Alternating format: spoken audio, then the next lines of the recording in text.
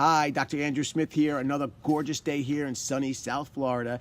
And a lot of our patients tell me they get invited to barbecues, they get invited to go to picnics, they want to take a bike ride, a walk on the beach, do some boating, and sadly this is not a reality for many headache sufferers. And the reason is because sunlight and the heat can trigger migraines and be a major catalyst. So some of the things that we recommend patients do is obviously, number one, get the correct proper eyewear.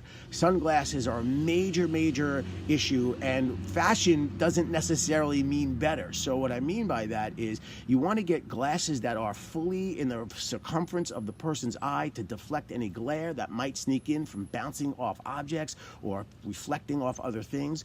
So in this case, bigger is better. The lens should be 100% UV protection, which means that you should see that little sticker on there which will tell you 100% UV protected. If it doesn't have that sticker, don't even waste your time, don't buy it.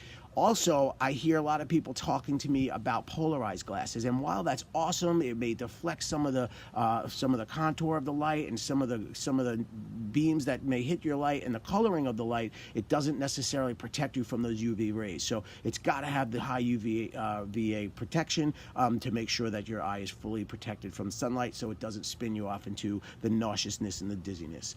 The second tip I always tell people is you must wear a hat, some type of protection that actually has the brim covering the tip of the nose. Creates enough shadow, again, to prevent glare and also to prevent some side light from coming in. It's real important. Obviously, you want to get a lightweight product, something that's light, not too heavy, that's going to weigh down, constrict some of the neck muscles, and also not too tight around the head so that it doesn't come off and accumulate some of the constriction on some of those blood vessels. Another tip that I have is making sure that you have a frozen water bottle.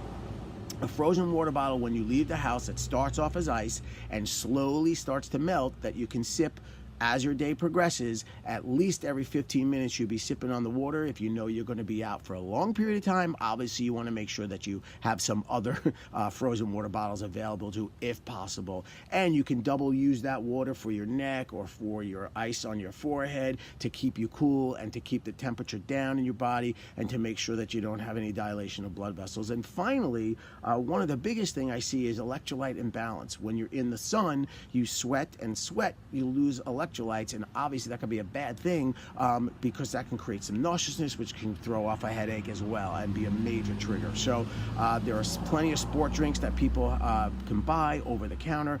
However, some people tell me they don't like those sport drinks because they're maybe not so healthy. However, what I do is I take electrolyte tablets. You buy them at GNC or the Vitamin Shop or even online, and you can drop them right into even a bottle of water, and that will really go a long way in keeping your electrolytes nice and balanced if you're going to be outside in the sunlight. So some quick tips, some sunlight hacks that are necessary. Listen, there are many triggers to headaches.